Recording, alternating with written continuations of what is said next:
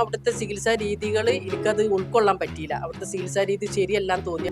അപ്പൊ എനിക്ക് ഈ ആറ്റക്കോയ തങ്ങൾ എന്ന് പറഞ്ഞ ആൾക്ക് പേഴ്സണലായിട്ട് ഒരു നമ്പർ തന്നു. ഒരിക്കലല്ല യുനാനി ചികിത്സ ആളല്ലല്ലോ അവിടെ നടക്കുന്നത്.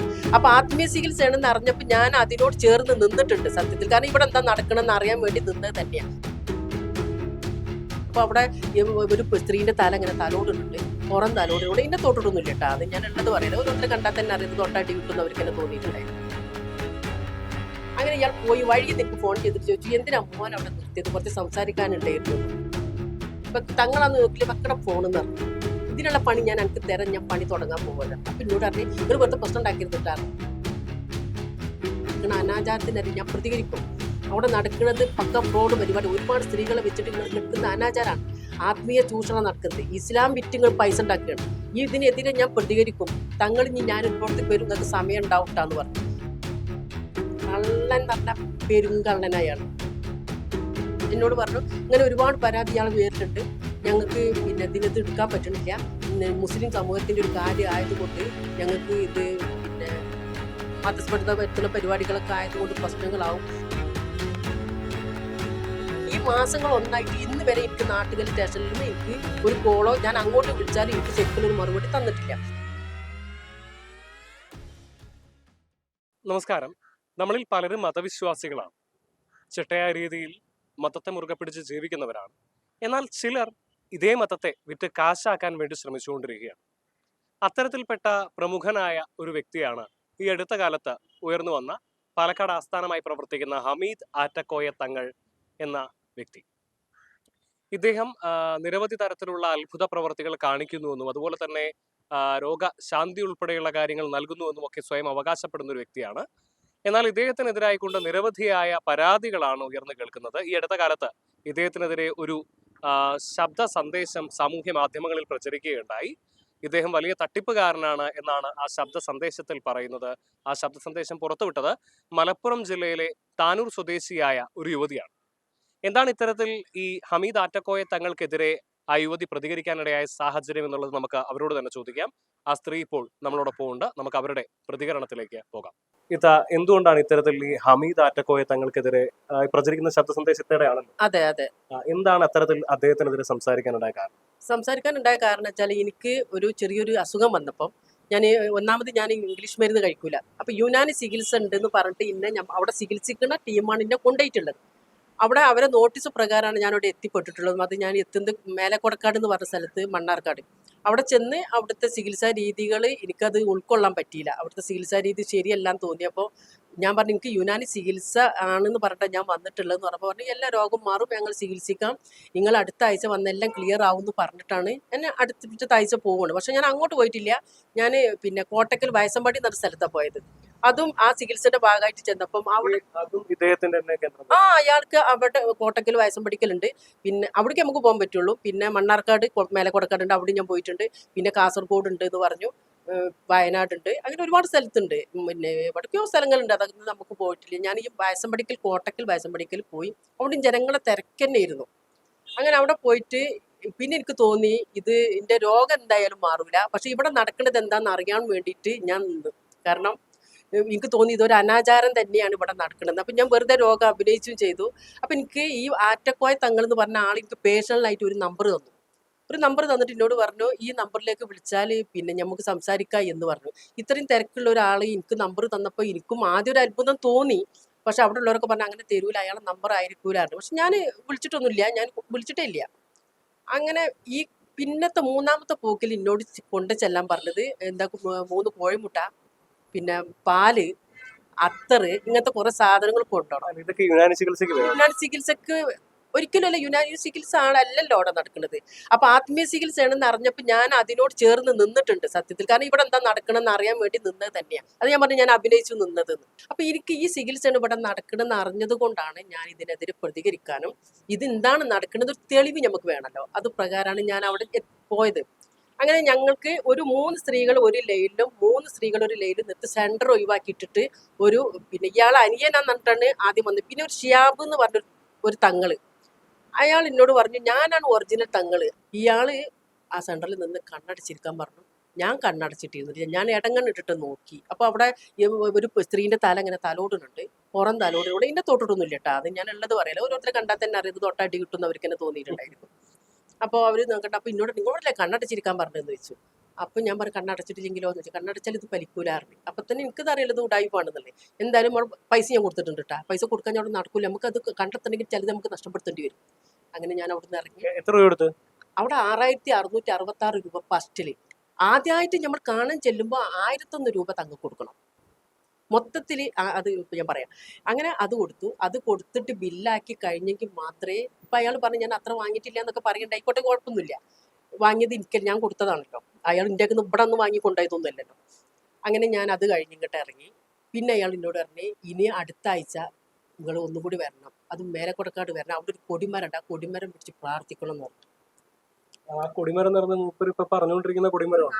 അതെ അതെ, ആ കൊടിമരം തന്നെയാണ്. അതെ, കൊടിമരം എന്ന് പറഞ്ഞാൽ ആ കൊടിമരം നിങ്ങളൊന്ന് പോയി നോക്കി. അങ്ങനെ ഞാൻ ആ കൊടിമരം പോയി പ്രാർത്ഥിക്കണം എന്ന് പറഞ്ഞപ്പോൾ ഞാൻ ഞങ്ങളവിടെ ചെന്ന് പ്രാർത്ഥിക്കുക. ഞാൻ ചെന്ന് നോക്കിയപ്പോൾ കൊടിമരം കിടക്കുന്നത് ഒരു ഷെഡിൻ്റെ ഉള്ളിലാണ്. ഒരു ഷെഡിൻ്റെ ഉള്ളിൽ വെച്ചിട്ട് പബ്ലിക്കായിട്ട് കിടക്കിയിരുന്നു. അങ്ങനെ ഞാൻ ഇതൊക്കെ ദൂരെ നിന്ന് നോക്കിയപ്പോൾ ഇയാൾ പറഞ്ഞു ഇയാൾക്ക് അപ്പം തന്നെ ഇന്നെ നോട്ടിട്ടിക്കണം, ഞാൻ ഒന്നിൽക്കും ചെല്ലണില്ല, ഞാൻ ദൂരെ നിന്നൊക്കെ വീക്ഷിക്കണേ ഉള്ളൂ, അവിടെ കൂടെ ജനങ്ങളോട് ഓരോ കാര്യങ്ങൾ ചോദിച്ചറിയുന്നുണ്ട്.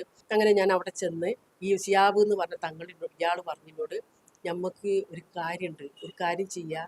പിന്നെ ഞാൻ പറയും എനിക്ക് ഒരു കാര്യം ചെയ്യണ്ട, എനിക്കിവിടെ ചിലവായ പൈസ തിരിച്ച് കിട്ടിയേ പറ്റുള്ളൂ, അല്ലെങ്കിൽ ഞാൻ പോവില്ല ഇവിടുന്ന്. എനിക്കൊരു രോഗമില്ല, ഒന്നുമില്ല, എനിക്കിവിടെ ചിലവായ പൈസ കിട്ടും. ഇവരെ ഉള്ളിലിപ്പോൾ എന്താണെന്ന് അറിയണല്ലോ. അപ്പം എന്നോട് പറഞ്ഞ് ഞാൻ നിങ്ങൾക്ക് വിളിക്കാറ്. അങ്ങനെ വിളിച്ച സമയത്ത് ഞാൻ പറഞ്ഞു തെറാപ്പി സെൻ്ററിൽ അഡ്മിറ്റ് ചെയ്തു. അങ്ങോട്ട് വന്ന് അങ്ങോട്ട് വരാമെന്ന് പറഞ്ഞു. അങ്ങോട്ട് വരാമെന്ന് പറഞ്ഞ സമയത്ത് എന്നോട് പറഞ്ഞ് തങ്ങൾ പറഞ്ഞിട്ടാണ് ഞാൻ വരുന്നത്. നിങ്ങൾ മനസ്സിലാക്കണം, തങ്ങൾ പറഞ്ഞിട്ടാണ് വരത്തെ. ഷിയാബിൻ്റെ ഇഷ്ടത്തിന് വരില്ല, തങ്ങൾ പറഞ്ഞിട്ടാണ് വരേണ്ടത്. തങ്ങളാണ് എന്നെ പറഞ്ഞയക്കുന്നത്, കറക്റ്റ് ലൊക്കേഷൻ വിടണം പറഞ്ഞു. അങ്ങനെ ഞാൻ വന്ന് ഹോസ്പിറ്റലിൽ പറഞ്ഞു കൊടുത്തു. ഹോസ്പിറ്റലിൽ വന്നു. അവിടെ വന്നിട്ട് ഇന്നെ കണ്ട് സംസാരിച്ചു. എൻ്റെ മോനെ കണ്ടപ്പം അയാൾക്ക് ഒന്നും പറയാനൊന്നുമില്ല. മോനക്ക് 20 വയസ്സുണ്ട്. മോനോ അവിടെ അടുത്ത് തന്നെ ഹോസ്പിറ്റലല്ലേ, ഒന്നും പറയാനില്ല. ഇയാൾ പോയി കഴിഞ്ഞ ദിവസം എനിക്കൊരു ഫോൺ ചെയ്തു. അന്ന് 3 കോഴിമുട്ട കൊടുത്തേക്കാൻ പറഞ്ഞു. അങ്ങനെ ഇയാൾ പോയി വഴി എനിക്ക് ഫോൺ ചെയ്തിട്ട് ചോദിച്ചു എന്തിനാ മോൻ അവിടെ നിർത്തിയത്, കുറച്ച് സംസാരിക്കാനുണ്ടായിരുന്നു എന്ന് പറഞ്ഞു. ഞാൻ ചോദിച്ചു ഇതെന്താ നിങ്ങൾക്ക് എന്താ പറയാനുള്ളത്? അല്ല നമുക്ക് ഒരു ബിസിനസ് പരമായിട്ട് സംസാരിക്കണം. നമ്മൾ തങ്ങൾ പറഞ്ഞോളി, കുഴപ്പമില്ല. എന്നോട് പറഞ്ഞു തങ്ങള് പിന്നെ ആറ്റക്കോയ തങ്ങളെ പറ്റി നിങ്ങൾക്ക് കൂടുതൽ അറിയും. ഞാൻ പറഞ്ഞു എനിക്കൊന്നും അറിയില്ല, എനിക്ക് കുറച്ച് കാര്യങ്ങൾ പറയാണ്ട്, നമുക്ക് അതുപോലെ നീങ്ങാൻ നിങ്ങൾക്കും രക്ഷപ്പെടാം എനിക്കും രക്ഷപ്പെടാന്ന് പറഞ്ഞു. 40 വയസ്സിന് താഴെയുള്ള സ്ത്രീകളെ നമുക്ക് തങ്ങളെ മോനക്ക് എത്തിച്ചു കൊടുക്കുക. ഞാൻ ഈ കുട്ടിനെ കണ്ടിട്ടില്ല കേട്ടോ, കണ്ടിട്ടുണ്ടായിരിക്കും, പക്ഷെ എനിക്ക് അതിനെ അറിയില്ല. ഇതിനാണ് ഈ പെണ്ണുങ്ങളെ വെച്ചു. അപ്പം ഞാൻ എന്നോട് വേറൊരു കാര്യം പറഞ്ഞത്, ഇപ്പം ഞാനിപ്പോൾ പബ്ലിക്കിൽ പറയാൻ തയ്യാറല്ല. കാരണം വെച്ചാൽ ഞങ്ങളെ കുടുംബത്തിൽ നിന്ന് ഒരാൾ എത്തിച്ചു കൊടുക്കുമെന്ന് പറഞ്ഞു. ഇപ്പം തങ്ങളാന്ന് നോക്കില്ല മക്കളുടെ ഫോണെന്ന് അറിഞ്ഞാണ്. ഇതിനുള്ള പണി ഞാൻ എനിക്ക് തരാൻ, ഞാൻ പണി തുടങ്ങാൻ പോകേണ്ടത്. അപ്പം എന്നോട് പറഞ്ഞു നിങ്ങൾ വെറുതെ പ്രശ്നം ഉണ്ടാക്കിയിരുന്നിട്ടായിരുന്നു. അതിൻ്റെ അയാൾ ബ്ലോക്ക് ആക്കി. പക്ഷെ ഇയാളെ പെരുമാറാൻ വേണ്ടിയിട്ട് ഞാൻ നാട്ടുകല്ല് അല്ല ഇയാളെ കൊടക്കാട് മേലെ കൊടക്കാട് അയാളെ വീട്ടിലേക്ക് ചെന്നു. ഞാൻ ചെന്നു ഇയാളെ വീട്ടിലേക്ക്. പക്ഷേ ഈ പറഞ്ഞ തങ്ങളും അയാളെ ശിങ്കിടികളും അയാൾ എന്തൊക്കെയോ സ്വകാര്യം പറഞ്ഞിട്ട് ഇന്നെ അതിൻ്റെ ഉള്ളിലേക്ക് കയറ്റിയില്ല. മടങ്ങിപ്പോന്നു ഞാൻ. 2ാമത്തെ ആഴ്ച വീണ്ടും പോയി ഞാൻ. തങ്ങൾ അറിഞ്ഞിട്ടാണോ ഈ പരിപാടി ഇവിടെ നടക്കണമെന്ന് അറിയാൻ വേണ്ടിയിട്ടാണ് ഞാൻ പോയത്. 2ാമത്തെ പ്രാവശ്യം ഇന്നെ കയറ്റിയില്ല. 3ാമത്തെ പ്രാവശ്യം ഞാൻ വീട്ടിൽ വന്നതിന് ശേഷം എന്ത് ചെയ്തു, തങ്ങൾക്കൊരു വോയിസ് അയച്ചു. ഇനിയാണ് ട്വിസ്റ്റ്. കാരണം വെച്ചാൽ ഈ വോയിസ് ഞാൻ ഇയാൾക്ക് അയച്ചിട്ട് ഞാൻ പറഞ്ഞു തങ്ങളെ അത് 6 മിനിറ്റ് വോയിസ് ഉണ്ടായിരുന്നു. 6 മിനിറ്റ് വോയിസ് കണ്ടപ്പോൾ ഇയാൾ കറക്റ്റ് ഇയാൾ പേഴ്സണൽ നമ്പർ തന്നല്ലോ എനിക്ക്, ആ നമ്പറിലൊക്കെ ഞാൻ വോയിസ് അയച്ചു. ഈ വോയിസ് കേട്ടവിടെ തങ്ങൾ എന്നോട് പറഞ്ഞു ആരാണ് വിളിക്കുന്നത്, ആരാണ് സംസാരിക്കണമെന്ന് എനിക്കറിയില്ല. 6 മിനിറ്റ് സംസാരം ഒന്നും കേൾക്കാൻ എനിക്ക് സമയമില്ല ഇവിടെ, എനിക്കതിനൊന്നും നേരമില്ല. അതുകൊണ്ട് നിങ്ങളിന്ന് എന്താ നിങ്ങൾക്ക് അസുഖം, എന്താണ് നിങ്ങളുടെ പ്രശ്നം, അതിന് ചുരുക്കി പറയണമെന്ന് പറഞ്ഞു. ഞാൻ വേഗം ഓക്കെ എന്ന് പറഞ്ഞ് ആ അയച്ച വോയിസ് ഡിലീറ്റ് ആക്കി. ഡിലീറ്റ് ചെയ്തിട്ട് ഞാൻ അയാൾക്ക് ഒരു വോയിസ് ഒറ്റ മിനിറ്റ് വോയിസ് അയച്ചിട്ട് പറഞ്ഞു ഞാനുള്ളോടത്തേക്ക് വരും, എനിക്ക് പറയുന്ന അത്രയും കാര്യങ്ങളുണ്ട്. നിങ്ങളെ അവിടെ മജ്ലിസിലായാലും നിങ്ങളെ വീട്ടിൽ നടക്കുന്ന അനാചാരത്തിനായിട്ട് ഞാൻ പ്രതികരിക്കും. അവിടെ നടക്കുന്നത് പക്ക ഫ്രോഡ് പരിപാടി. ഒരുപാട് സ്ത്രീകളെ വെച്ചിട്ട് നിങ്ങൾ കേൾക്കുന്ന അനാചാരമാണ്, ആത്മീയ ചൂഷണം നടക്കുന്നത്. ഇസ്ലാം വിറ്റ് നിങ്ങൾ പൈസ ഉണ്ടാക്കുകയാണ്. ഇതിനെതിരെ ഞാൻ പ്രതികരിക്കും. തങ്ങൾ ഇനി ഞാനുള്ളോടത്തേക്ക് വരും, നിങ്ങൾക്ക് സമയം ഉണ്ടാവട്ടാന്ന് പറഞ്ഞു.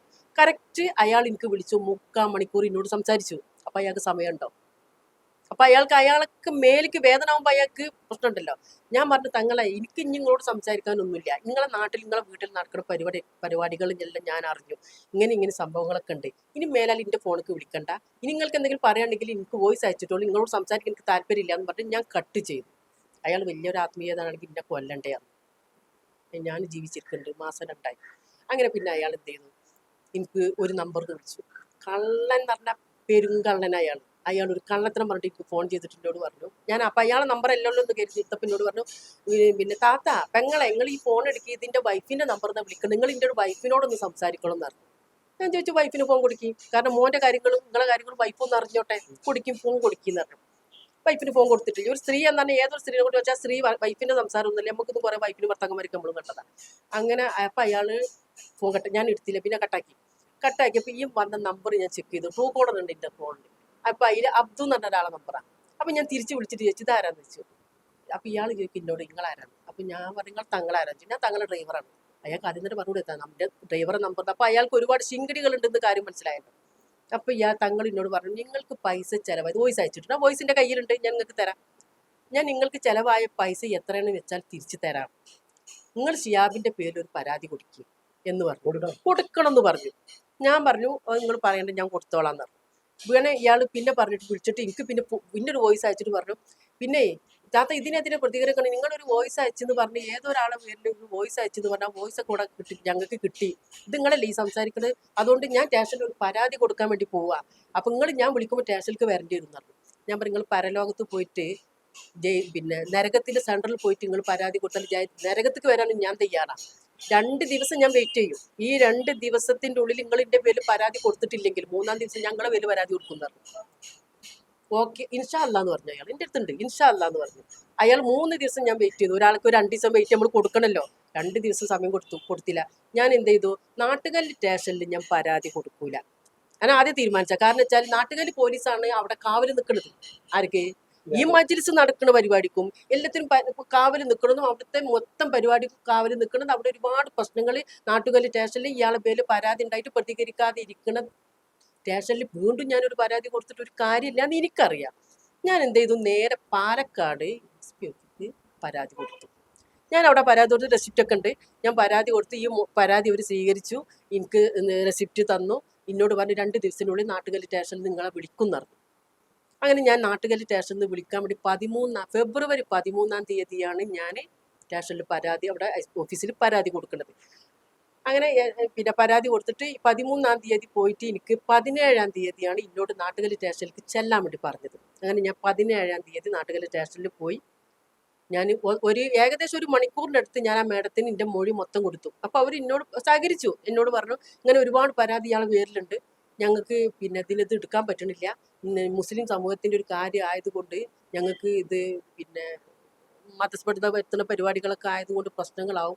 ഞാൻ പറഞ്ഞു അതൊന്നും നോക്കണ്ടേ, നിങ്ങൾക്ക് ഞാൻ ഈ പരാതി തരുന്നത് സ്റ്റേഷനിൽ പരാതി എടുക്കാനാണ്, അല്ലാതെ നമുക്ക് ഞങ്ങൾക്കൊരു പ്രശ്നം സ്റ്റേഷനിൽ പരാതി കൊടുക്കണം എന്തിനാ, നമ്മൾ അതിനൊരു നമുക്കൊരു പ്രതികരണം കിട്ടാനും ഒരു സഹായം കിട്ടാനാണ് നമ്മൾ സ്റ്റേഷനിൽ പറയുന്നത്. നമുക്കൊരു അത് കൊടുത്ത് ഞാൻ 17-ാം തീയതി ഫെബ്രുവരി 17-ാം തീയതി അവിടെ നിന്ന് ഇറങ്ങി. 3-ാമത്തെ ദിവസം ഞാൻ അങ്ങോട്ട് വിളിച്ചു, എന്തായി എന്നോട് പറഞ്ഞ് അയാളെ ആറ്റക്കോനെ ഒക്കെ വിളിച്ചിട്ടുണ്ട്, അയാൾ മൊഴി കൂടി എടുക്കണം എന്ന് പറഞ്ഞു. ഓക്കെ എന്നാ എടുക്കുമെന്ന് ചോദിച്ചു. അവൻ എന്നോട് 2 ദിവസത്തിനുള്ളിൽ എടുക്കുന്നു. ആ 2 ദിവസം കഴിഞ്ഞ് 3-ാം ദിവസം ഞാൻ വീണ്ടും വിളിച്ചപ്പോൾ എന്നോട് അവരും മകനും ഉപ്പയും കൂടെ അവിടെ വന്നിരുന്ന് അവതൊന്നും ശരിയല്ല എന്തൊക്കെ പറഞ്ഞ് അവർ പിന്മാറുന്നുണ്ട് പറഞ്ഞു. ഞാൻ പറഞ്ഞു അത് എൻ്റെ ആവശ്യമില്ല, അത് നിങ്ങൾ മൊഴി എടുക്കല നിങ്ങളെ കടമയാണല്ലോ. ഇന്നെ വിളിച്ചു, ഞാൻ മൊഴി എടുത്തു, ഞാൻ വന്നു. ഇനി ആറ്റക്കോയ പ്രതികരിക്കണുണ്ടോ ഇല്ലേ എന്ന് നോക്കേണ്ട ആവശ്യമില്ല, നിങ്ങളിത് ചെയ്യാൻ പറ്റുവാണെങ്കിൽ ചെയ്യില്ലെങ്കിൽ എനിക്ക് വേറെ വഴി നോക്കണം. 2 ദിവസം കൂടി നടന്നു. അങ്ങനെ ഞാൻ 3-ാമത്തെ ദിവസം വിളിച്ചപ്പോൾ പറഞ്ഞു അവർ ഇവിടെ വന്നിരുന്നു, വന്ന് ഷിയാബുണ്ട്, എല്ലാ ടീമും ഉണ്ട്. ഞാൻ ചോദിച്ചു ഷിയാബുണ്ടോ എന്ന് വെച്ച്. ഷിയാബുണ്ട്. എന്തെങ്കിലും അങ്ങനെ ചോദിക്കണം വെച്ച്. ഞാൻ പറഞ്ഞു ഈ ഷിയാബിൻ്റെ പേരിൽ പരാതി കൊടുക്കാനാണ് അയാൾ എന്നോട് പറഞ്ഞത്. പിന്നെ ഈ ഷിയാബിനേറ്റ് അയാൾ നടക്കുന്നുണ്ടെങ്കിൽ അതിനുള്ളിൽ ഒരുപാട് കള്ളത്തരങ്ങൾ വേറെ അവർ തമ്മിൽ എന്തോ പ്രശ്നങ്ങളുണ്ട്.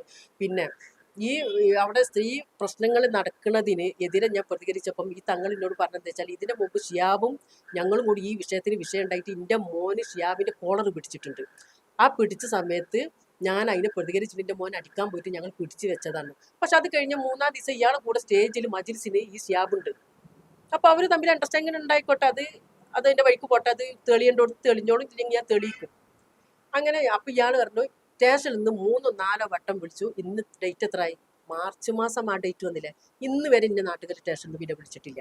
പരാതി കൊടുക്കുന്നത് ഫെബ്രുവരി 13-നാണ്. ഫെബ്രുവരി 13-ാം തീയതിയാണ് ഞാൻ പരാതി കൊടുക്കുന്നത്. നാട്ടുകാർ സ്റ്റേഷനിൽ വിളിക്കുന്നത് ഫെബ്രുവരി 17-ാം തീയതിയാണ്. സ്റ്റേഷനിൽ നിന്ന് ഞാൻ ആദ്യം പറഞ്ഞു, പിന്നെ മലപ്പുറം പാലക്കാട് SP ഓഫീസിനോട് ചോദിച്ചു നിങ്ങൾ എന്ത് നാട്ടുകാർ സ്റ്റേഷനിൽ കൊടുക്കാതെ ഇവിടെ വന്നത്. ഞാൻ അവിടെ കൊടുത്താൽ എനിക്ക് നീതി കിട്ടൂല എന്ന് എനിക്ക് ഉറപ്പുള്ളതുകൊണ്ടാണ് ഇവിടെ വന്നത്. ഇപ്പം അത് സത്യമായോ?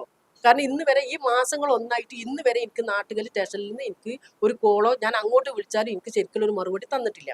എന്നിട്ട് ഞാൻ ഇപ്പൊ ഒരാഴ്ച മുമ്പ് ഞാൻ പാലക്കാട് SP ഓഫീസിൽ വീണ്ടും പോയി. ഈ നോമ്പിന് ഞാൻ പോയിട്ട് ഞാൻ വീണ്ടും ഒരു പരാതി സ്വീകരിച്ചിട്ട് പറഞ്ഞു ഞാൻ അവിടെ കൊടുത്ത പരാതി എനിക്ക് സ്വീകാര്യമല്ല, എനിക്ക് അതിനൊരു അനുകൂലമായിട്ടുള്ള മറുപടി കിട്ടിയിട്ടില്ല. അപ്പൊ അവർ എൻ്റെ മുന്നിൽ നിന്ന് തന്നെയാണ് അവിടുത്തെ ഒരു സാറ് പിന്നെ നാട്ടുകൽ സ്റ്റേഷനിലേക്ക് SIക്ക് വിളിച്ചപ്പോൾ അവരെന്താ പറഞ്ഞത് എന്നുള്ളത് ഞാൻ വ്യക്തമായിട്ട് പുറത്തേക്ക് കേട്ടിട്ടുണ്ടെങ്കിലും ഞാൻ ഇപ്പോൾ ഇവിടെ പറയാൻ തയ്യാറല്ല. കാരണം വെച്ചാൽ അവർക്ക് നമ്മൾ തക്കതായി തെളിവ് കൊടുക്കാനില്ല എന്നൊക്കെ ഒരു കാര്യങ്ങളൊക്കെ SI പറഞ്ഞത് ഞാൻ കേട്ടു. പക്ഷേ പിന്നെ എന്നോട് പറഞ്ഞു ഈ പരാതിൻ്റെ ആവശ്യം ഇനി ഇവിടെ ഇല്ല, നിങ്ങൾക്ക് പിന്നെ ഈ പരാതി തൃപ്തികരമല്ല എന്ന് പറഞ്ഞിട്ട് നിങ്ങൾക്ക് വേറെ എവിടെയെങ്കിലും പരാതി കൊടുക്കാമെന്ന് പറഞ്ഞു. പക്ഷെ ഞാൻ ആ പരാതി കൊടുക്കാൻ ഞാൻ നോമ്പ് കഴിഞ്ഞ ദിവസം പോകാന്നുള്ള തീരുമാനത്തിലാണ്. പക്ഷെ ഇന്ന് വരെ ഇനി നാട്ടുകൽ സ്റ്റേഷനിൽ നിന്ന് ഒരു കോളോ മറ്റുള്ളവർക്ക് ആരും വിളിക്കുകയോ പറയുകയും ചെയ്തിട്ടില്ല. പിന്നെ എനിക്ക് ഇവരെ ഒരു ആനുകൂല്യങ്ങളോ കാര്യങ്ങളോ കിട്ടാനൊന്നുമില്ല. ഈ ചൂഷണം ചെയ്യണം, ആത്മീയ ചൂഷണ ഈ തട്ടിപ്പിനെതിരെ ഒരുപാട് സ്ത്രീകൾ അവിടെ ചെന്നിട്ട് ചൂഷണത്തിന് ഇരയാവുന്നുണ്ട്. അയാളൊരു രോഗിയാണ്, എന്തുകൊണ്ട് അയാൾക്ക് സ്വയം ചികിത്സിക്കാൻ പറ്റണില്ല? ഷുഗർ വന്നിട്ട് അയാൾക്ക് മുറിവ് പറ്റിയിട്ട് ഇരിക്കണ മനുഷ്യൻ. പിന്നെ അയാളെ അനിയന്റെ മകൻ സീരിയസ് ആയിട്ട് ഹോസ്പിറ്റലിൽ അഡ്മിറ്റാ. ഇത് അവർക്കൊക്കെ ഹോസ്പിറ്റലും അതിൽക്കൊക്കെ ആയിട്ട് മുൻകെട്ടിട്ട് അവർ ഹോസ്പിറ്റൽ ചികിത്സക്കൊക്കെ പോവുക, മറ്റുള്ളവരെ ഞങ്ങൾ ചികിത്സിച്ച് മാറ്റി നിറഞ്ഞിട്ട് പോവുക. പിന്നെ വേറൊന്ന് ഒരു കാര്യമായിട്ടുള്ള കാര്യം, അവിടെ പതിൽ കിട്ടിയെന്നിട്ട് ഒരുപാട് ആൾക്കാരോട് സംസാരിക്കുന്നുണ്ട്. എന്ന് വെച്ചാൽ പതിൽ കിട്ടിയെന്ന് പറഞ്ഞാല് അയാൾ ചെയ്ത ചികിത്സക്ക് ഫലം കിട്ടി. പിന്നെ എന്താ പറയുക, ജയിലിൽ കിടന്ന ആൾ, എത്രയോ വർഷങ്ങൾ ജയിലിൽ കിടന്ന ആൾ പുറത്ത് വന്നിട്ടുണ്ട്. ഒരാളെ പുറത്തേക്ക് വന്ന ആളെ ഒന്ന് പബ്ലിക് കൊണ്ടുവരാൻ പറ്റും? ഒരു തെളിവ് അവർ കാണിക്കട്ടെ. പിന്നെ അത് മാത്രമല്ല, ഇയാള് ഒരു സ്ത്രീ എന്നോട് പറഞ്ഞതാണ്. പക്ഷെ ആ സ്ത്രീനെ ഞാൻ പറഞ്ഞില്ല, പബ്ലിക്കിൽ വരാൻ അവർക്ക് തയ്യാറല്ലല്ലോ. എന്റെ മാതിരി പറയാൻ ഞാൻ പറഞ്ഞു അവർക്ക് നിങ്ങൾക്ക് എന്താ നഷ്ടം, ഞാൻ തരാം, നിങ്ങൾ ഇതൊന്ന് പറയും. അവർ പറഞ്ഞു ഞങ്ങൾ ഈ വയസ്സിൽ ഞങ്ങൾക്ക് 30,000 രൂപ സമ്പാദിച്ചെന്നാ പറഞ്ഞു. എങ്ങനെയെന്നറിയാം? ഈ ഫതിൽ ഇതായത് ഇയാളെ കൊണ്ട് ചികിത്സക്ക് ഫലം കിട്ടിയെന്ന് മാസ്ക് ഇത് കെട്ടിയിട്ട് അയാൾക്ക് ചെല്ലാൻ പാടുള്ളൂ. ഈ ഫലം കിട്ടിയെന്ന് പറയണമെങ്കിൽ ഈ കണ്ണൊക്കെ കെട്ടിയിട്ട് ഹിജാബൊക്കെ കെട്ടിയിട്ട് അയാളത്തേക്ക് എത്തണം, എന്നാലും പറയാൻ പറ്റും. അപ്പൊ എനിക്ക് 3 വട്ടം പോകാമല്ലോ അങ്ങനെയാണെങ്കിൽ. പോയിക്കൂടെ? എനിക്ക് 3 വട്ടം പോകാം അയാളടുത്ത് ഇത് കെട്ടിയിട്ട്. എങ്ങനെ അറിയാം? ഒന്നുകിൽ ഒരേ കളർ പർദ്ദ ആയതുകൊണ്ട് ഈ പർദ്ദ വേഷം എത്ര പർദ്ദ മാറ്റിയിട്ട് നമുക്ക് ഇത് കെട്ടിയിട്ട് ഇയാളോട് ഞാൻ തന്നെ ശബ്ദമൊക്കെ മാറ്റി പറയാലോ, നമുക്ക് കുറച്ച് മിമിക്രൊക്കെ പഠിച്ച് നമുക്ക് പോവാം. വലിയ രീതിയിലുള്ള ആത്മീയ ചൂഷണമാണ് ഹമീദ അറ്റക്കോയ തങ്ങൾ നടത്തുന്നത് എന്നാണ് ഇപ്പോൾ ഈ യുവതി ആരോപിക്കുന്നത്. ഇത് സംബന്ധിച്ച് പോലീസിൽ പരാതിപ്പെട്ടിട്ടും വേണ്ട രീതിയിലുള്ള നടപടികൾ പോലീസുകാർ കൈക്കൊണ്ടില്ല എന്നും ഇവർ ഉന്നയിക്കുന്നുണ്ട്. എന്ത് തന്നെയായാലും ഇത് സംബന്ധിച്ച് കാര്യക്ഷമമായ അന്വേഷണം നടക്കേണ്ടതുണ്ട്. ഇത്തരത്തിൽ മതത്തിന്റെ പേര് പറഞ്ഞുകൊണ്ട് തട്ടിപ്പ് നടത്തുന്നവർക്കെതിരെ ജനങ്ങളും വലിയ രീതിയിലുള്ള ജാഗ്രത പാലിക്കേണ്ടതുണ്ട്. മലപ്പുറം താനൂരിൽ നിന്നും അൻവറിനൊപ്പം നിഖിൽ കക്കാടത്ത്, മറുനാടൻ TV.